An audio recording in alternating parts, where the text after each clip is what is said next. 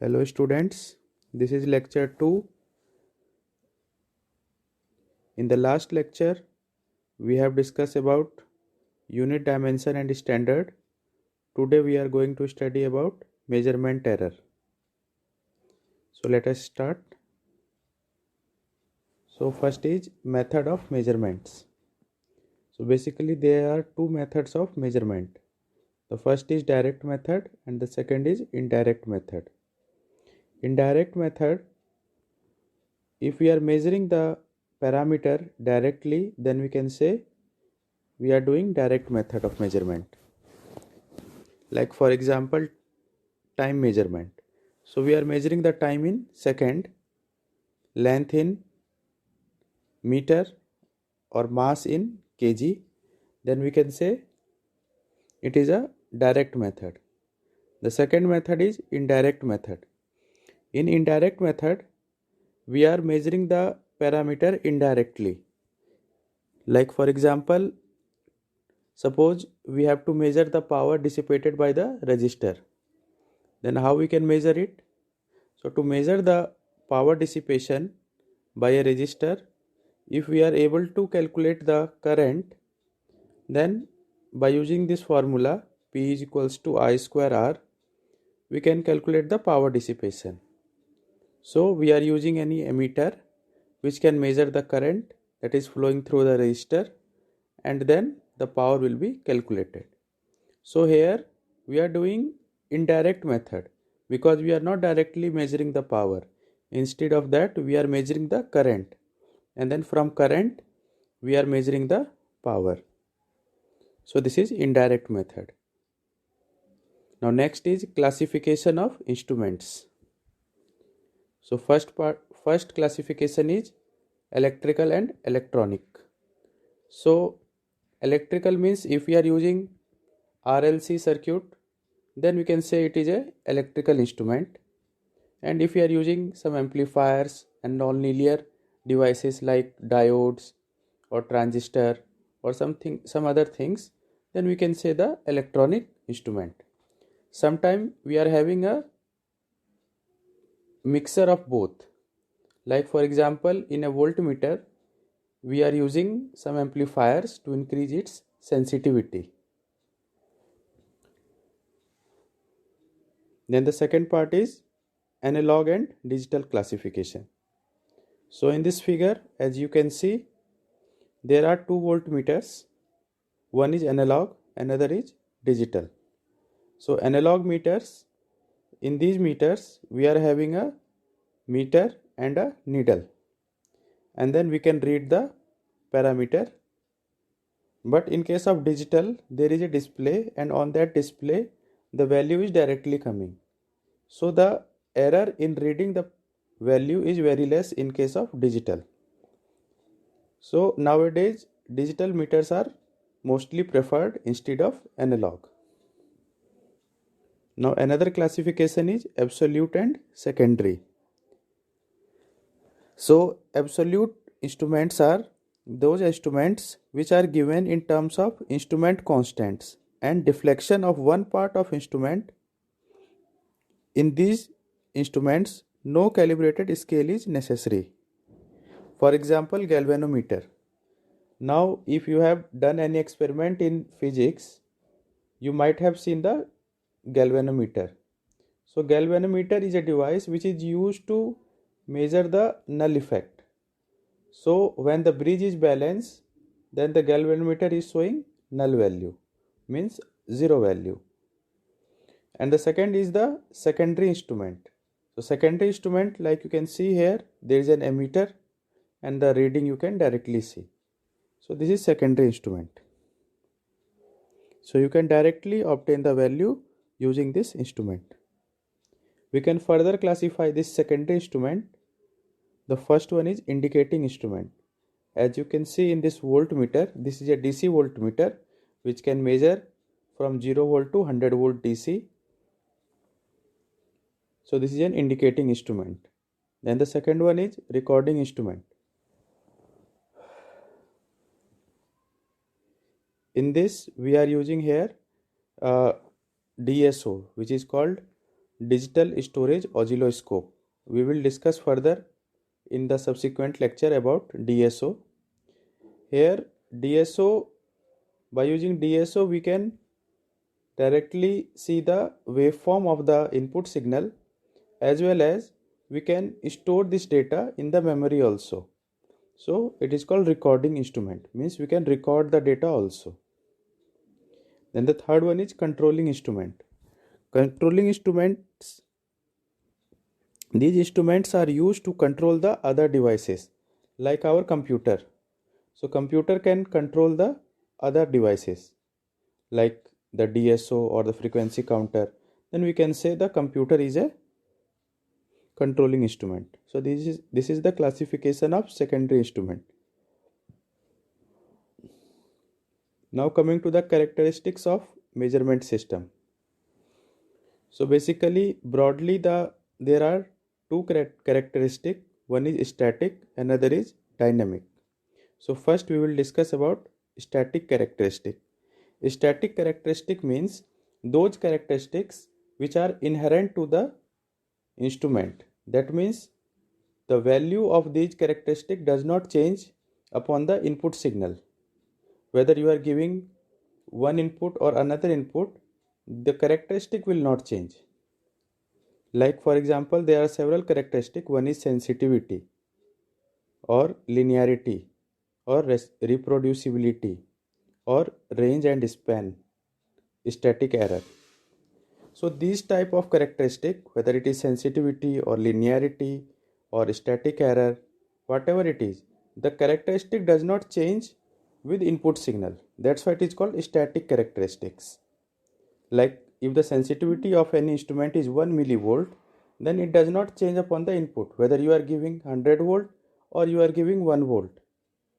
The sensitivity will be 1 millivolt only. Or you can say the static error. The error will not change, whether you are giving 100 volt, the error will be same, or you are giving 10 volt, the error will be same. That's why it is called the static characteristic. Now let us discuss one by one these static characteristic. The first one is sensitivity. So sensitivity of a measurement is the minimum value that any instrument can measure. Like suppose you have a voltmeter and it can measure suppose 1 millivolt, then you can say the sensitivity is 1 millivolt. Similarly, if you have any ammeter and it is measuring 1 microampere, then we can say the sensitivity of ammeter is 1 microampere. Now the second part is linearity. So linearity means nothing but if any instrument is following this equation, that is y is equals to mx, then that is the equation of line passing through origin. So if any instrument is following this equation, then we can say that instrument is linear. This parameter is very important in designing phase.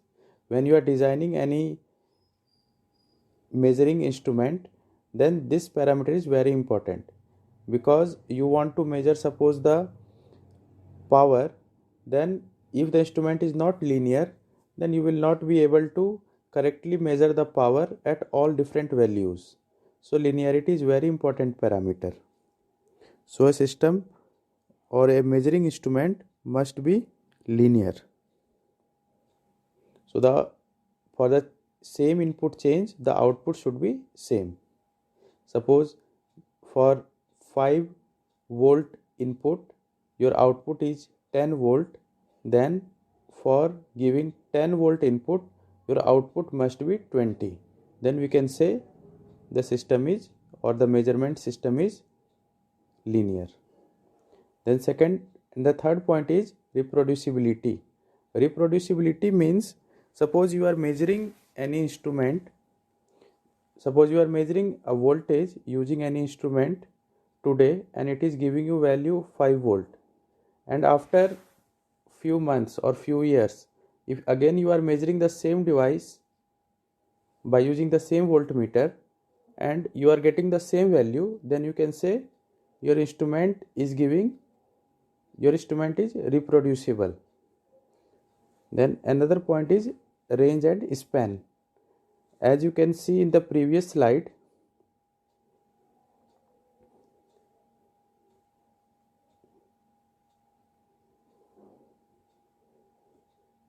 here you can see this voltmeter,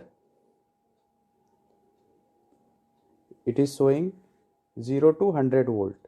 So this is the range from where it can measure.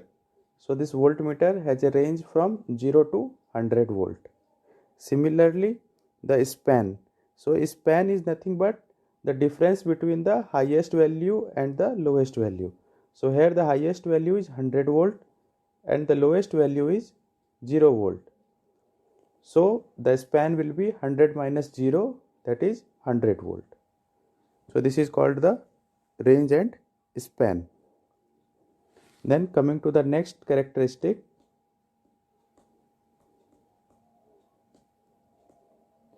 that is static error.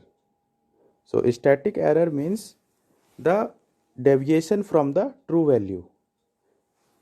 And since this is a static error, so this error does not depend upon the input. So for an example, let us say you have a voltmeter and you are measuring some voltage. So suppose the correct value is 5 volt and your voltmeter is measuring 4.9 volt. That means the error is 0.1 volt. 5 minus 4.9, that is 0.1 volt.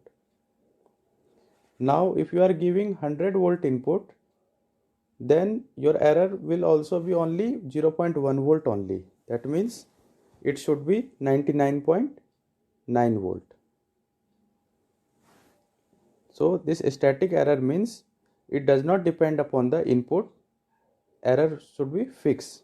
Whatever be the input, your output must be fixed. That is called the static error. Then we are having loading effect. So loading effect is the change of circuit parameter or characteristic or behavior due to instrument operation. So we will discuss this in your lab experiment also. Like we are using a multimeter and we are measuring different voltages across any resistor, and then you can see the output is different due to this loading effect. So there we will discuss this in detail, what is loading effect. Then the next characteristic is accuracy and precision. So accuracy is the closeness with which the instrument reading approaches the true value. So accuracy is the degree to which instrument reading matches the true value. And precision is the measure of reproducibility of a measurement. So suppose your instrument, suppose you are having a voltmeter and it is measuring some voltages. So how much accurate your voltage is, that is called the accuracy. So suppose you are reading 5 volt 100 times by using any instrument, and if you are getting 5 volt in all the times or the nearby value 5.01, 5.02, 4.98, 4.99, then we can say your voltmeter is very accurate. That means you are taking several times the observation and you are getting the same value. That is accuracy. The next is the precision. Precision is a measure of reproducibility of the measurement. That is measure of the degree to which successive measurement differ from one another. So precision means it may be accurate, it may not be accurate, but it must be precise. That means your output may be correct, may not be correct, but the difference between the values is very less. Means all the value will come nearby only. You can see in this example,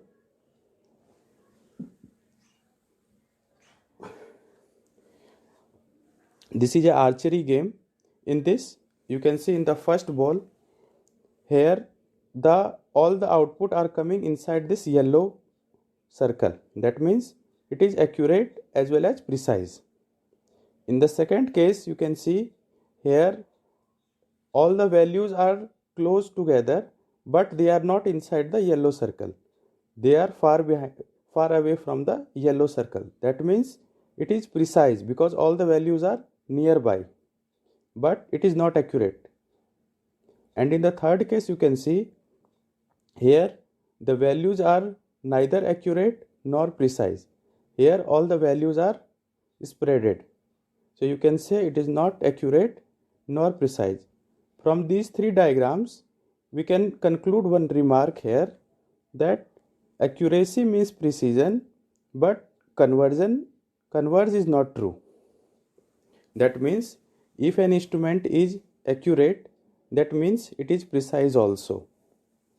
As you can see in the first example, here you can see the instrument is accurate as well as precise, but the converge is not true. That means in the second example, you can see the instrument is precise but not accurate because the output is very close, but it is not accurate. It is not in your yellow circle. So this is very important parameter of a measuring instrument. The next parameter is resolution. So resolution is the smallest amount of input signal change that the instrument can detect reliably. So suppose you are having an instrument and the smallest change that any instrument can measure. Suppose you are giving 5 volt input and you are giving 5.11 volt.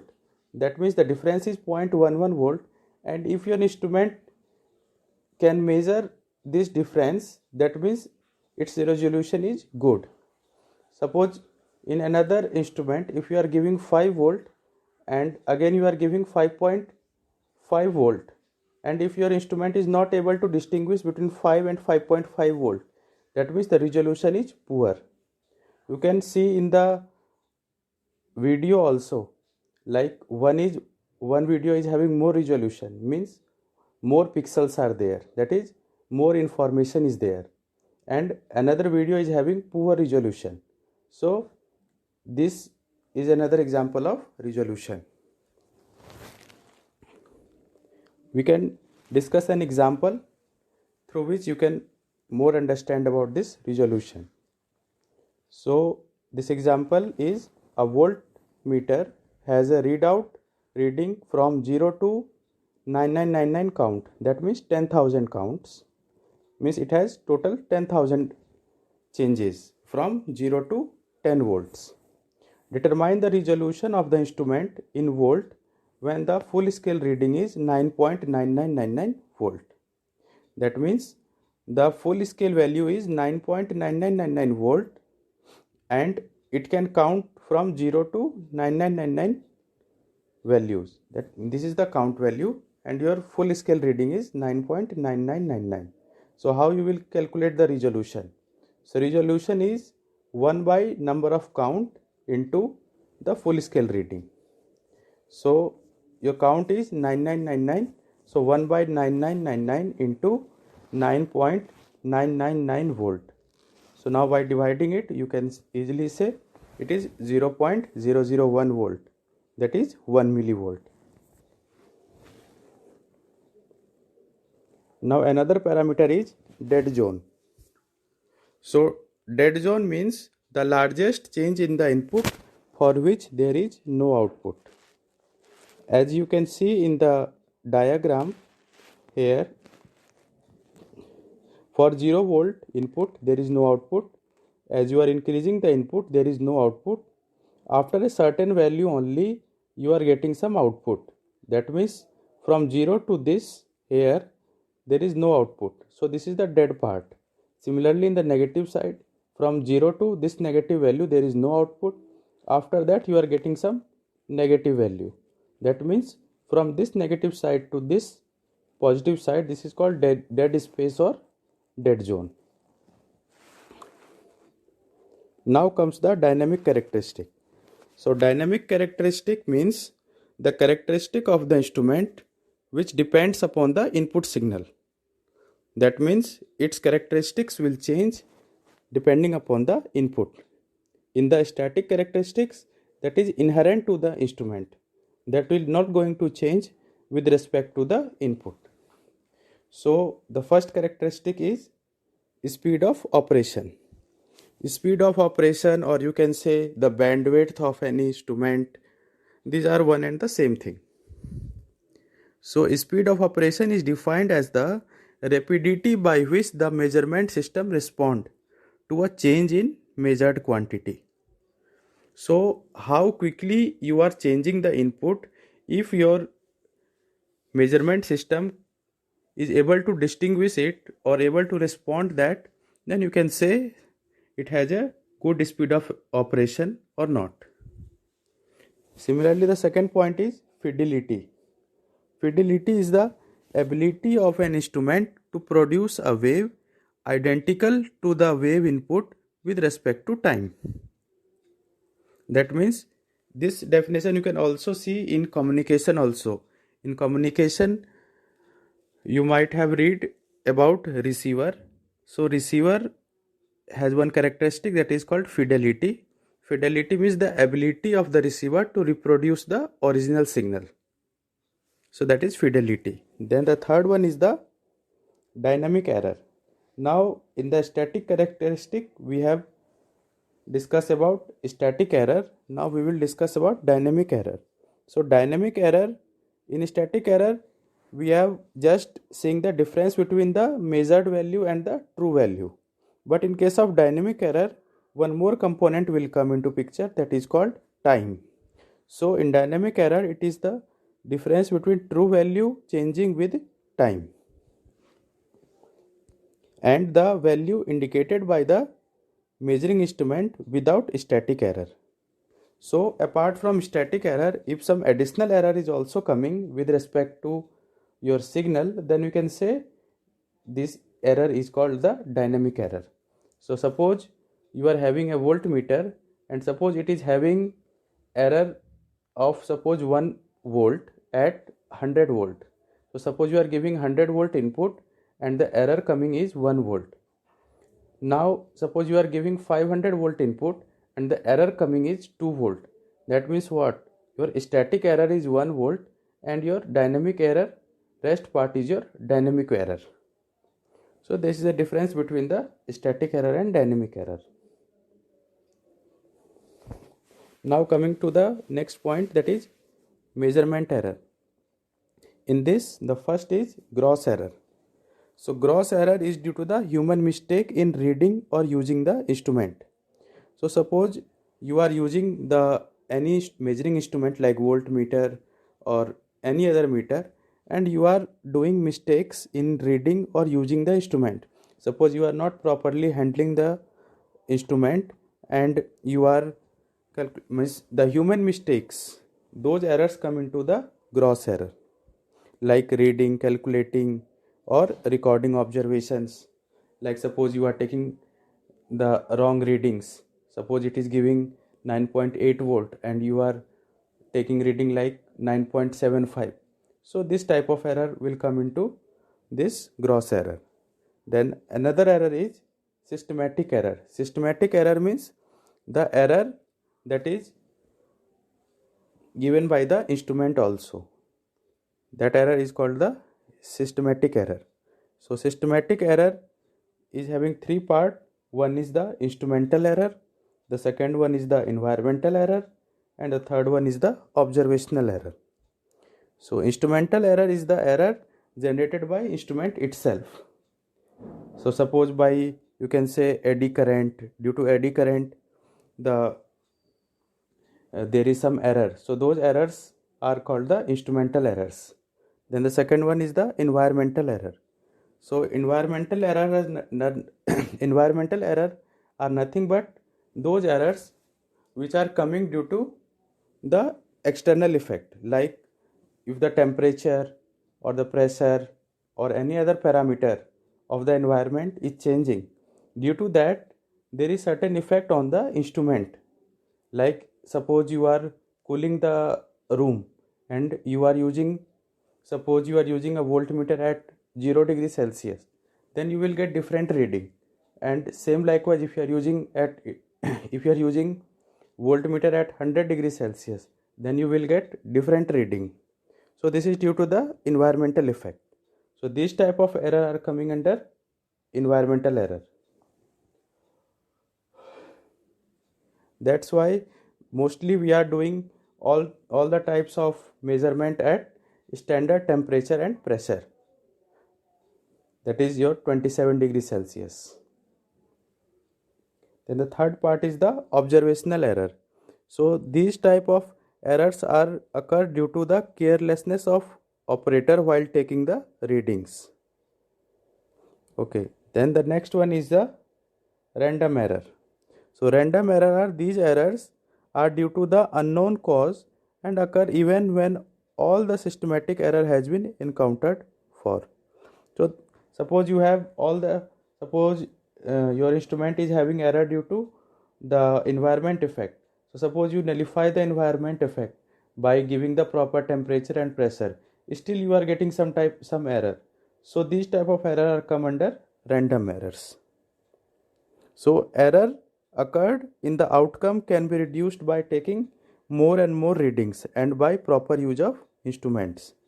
So if you are taking more readings and then we are taking the average, so when we are doing some experiment, we are not taking only one reading, we are taking 10 readings or 20 readings, and then we are using the average and other statistical methods to reduce the error in the final reading. And we have to use the instrument very properly so that the accuracy of the reading will be ensured.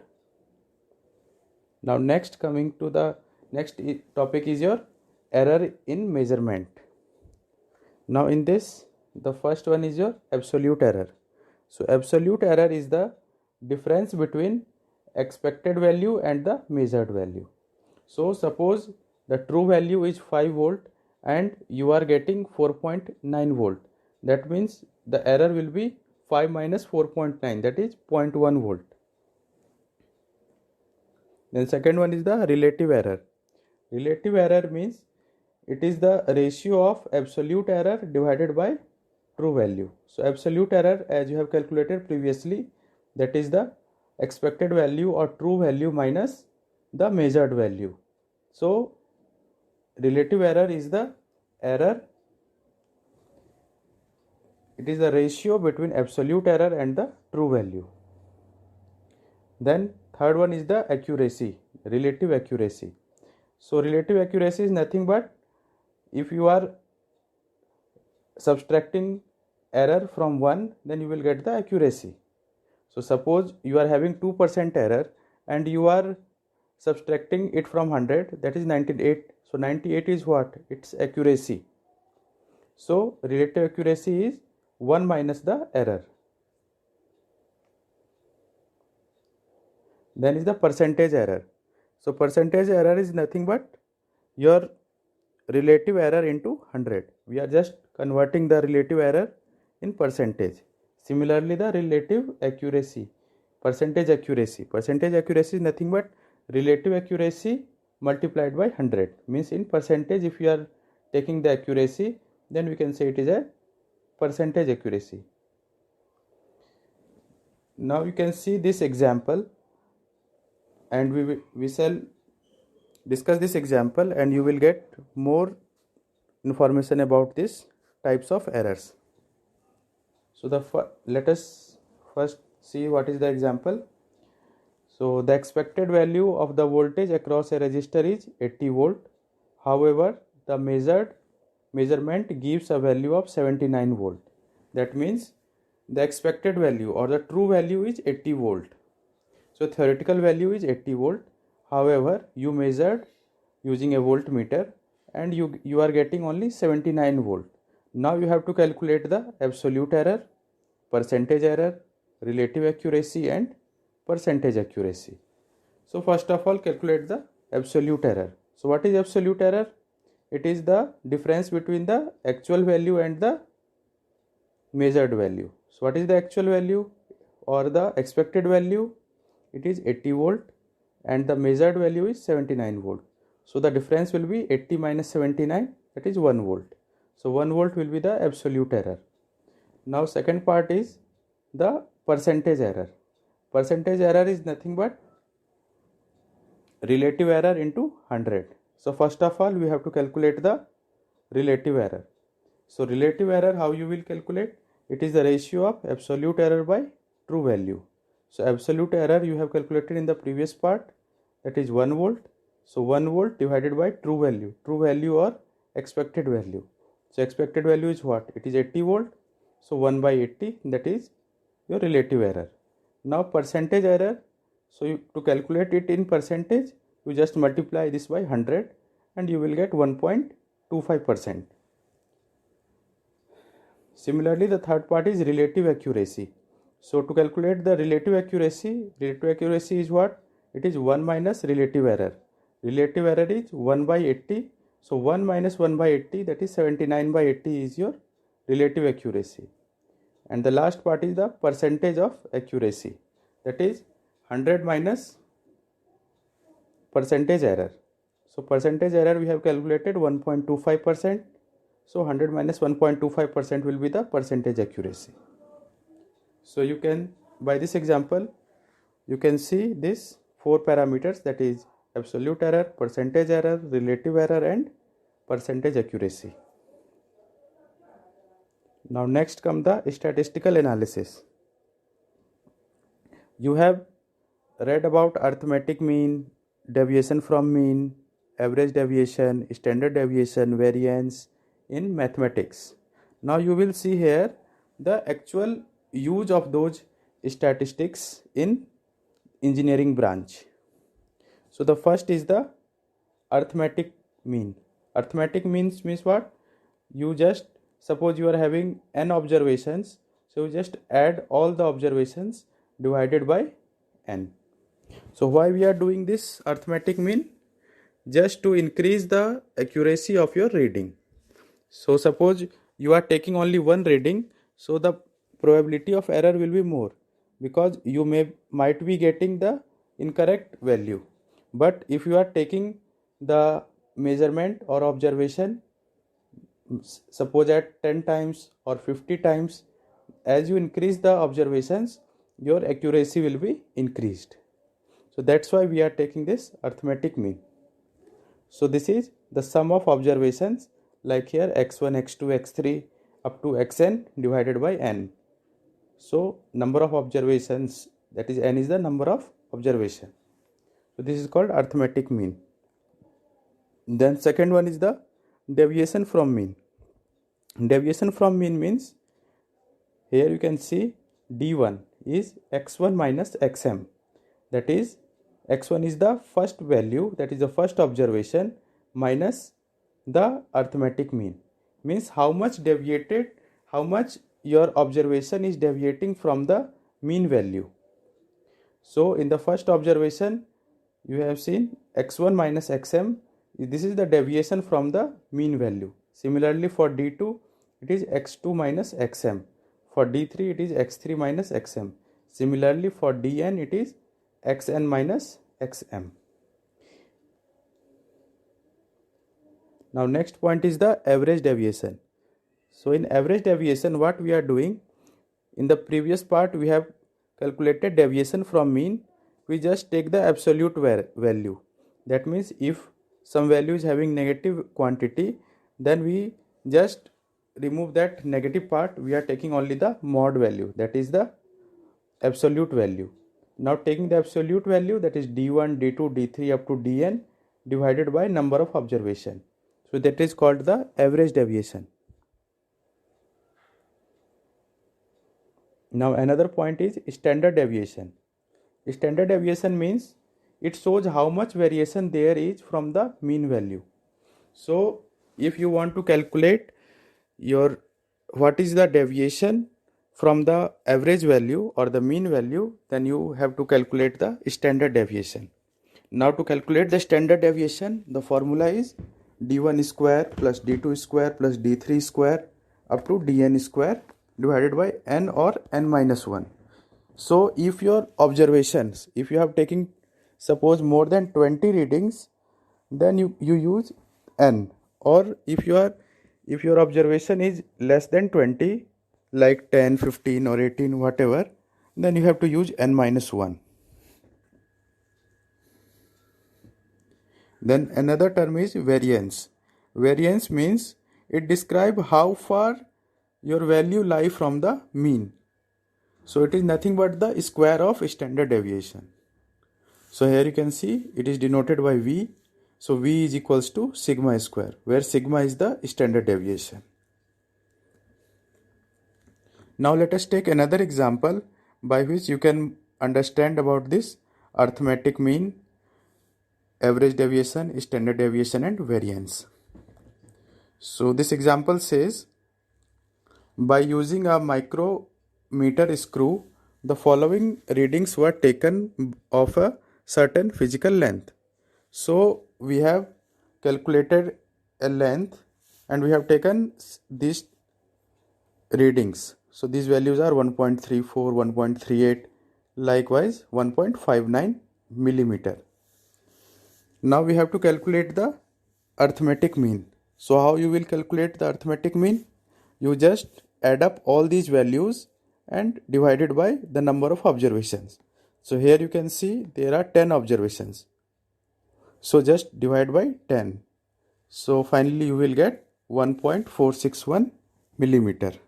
Millimeter means 10 raised to power minus 3 meter, as we have discussed in the previous lecture. Then the second is average deviation. Now how you will calculate average deviation? So to calculate the average deviation, you have to subtract the individual values from the mean value.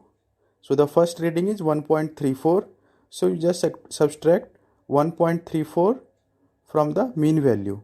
So it is 1.34 minus 1.461 and you will get minus 0.121 mm. Similarly for D2 you will get 1.38 minus 1.461, you will get minus 0.081 millimeter. Similarly for D3 it will be 1.56 minus 1.461, that is equal to 0.099 millimeter. Similarly for the 10th value you will be getting 1.59 minus 1.461, that is 0.129 mm. You can calculate this also at your own. Next is the average deviation. So to calculate the average deviation, I told you that you just take the absolute value. Like you have seen, the first value is negative, that is minus 0.121. But you have to take only the absolute value. So you take only 0.121. Similarly, the second value is 0.081.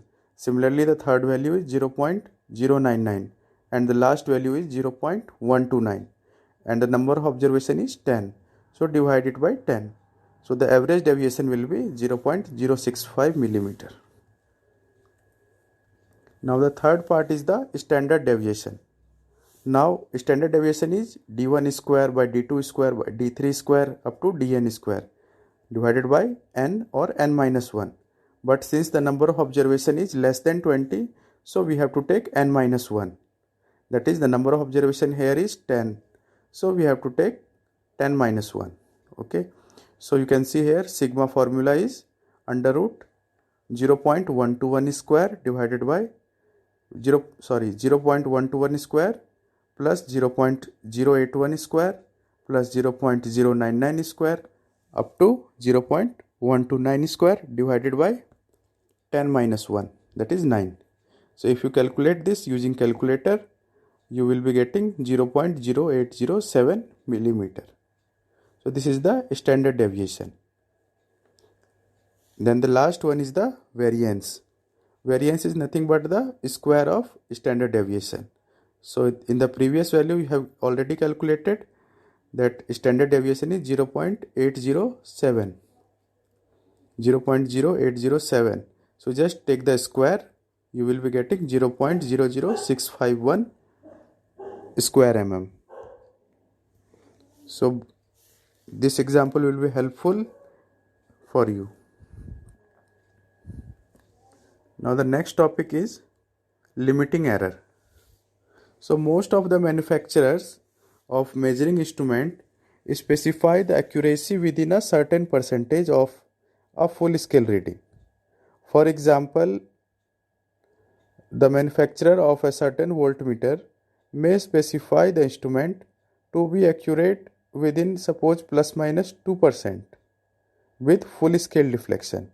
So suppose your voltmeter is reading from 0 to 100 volt, okay, and it is giving the accuracy to plus minus 2% of the full scale value, that is 100 volt.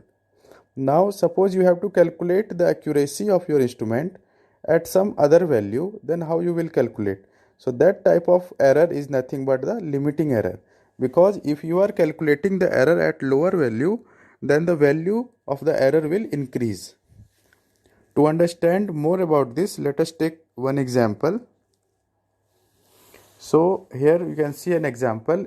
A 600 voltmeter is specified to be accurate within plus minus 2% at foil scale. Not foil scale, it is full scale. Okay. Calculate the limiting error when the instrument is used to measure a voltage of 250 volt. So at 600 volt the error is 2%. Now you have to calculate the error at 250 volt.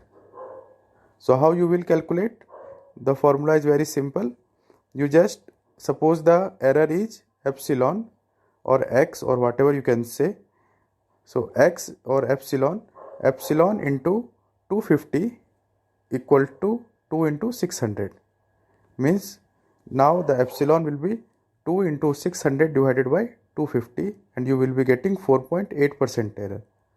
So by this example you can see at 600 volt the error is 2%, but at 250 volt the error coming is 4.8 volt.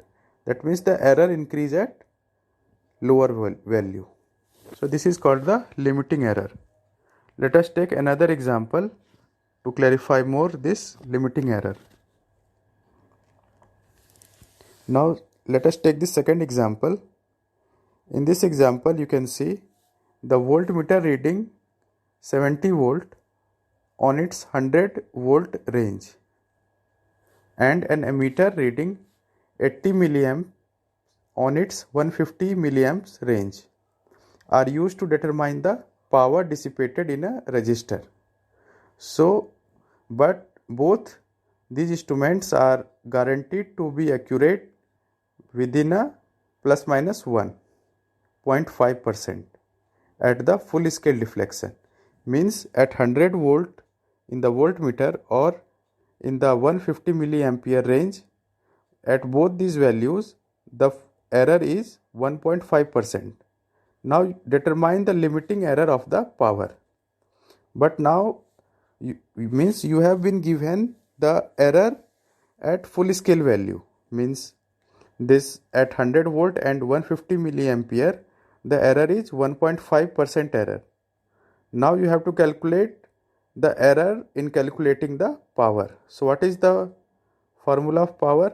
Power dissipated across the resistor is the product of voltage across it and the current flowing through it.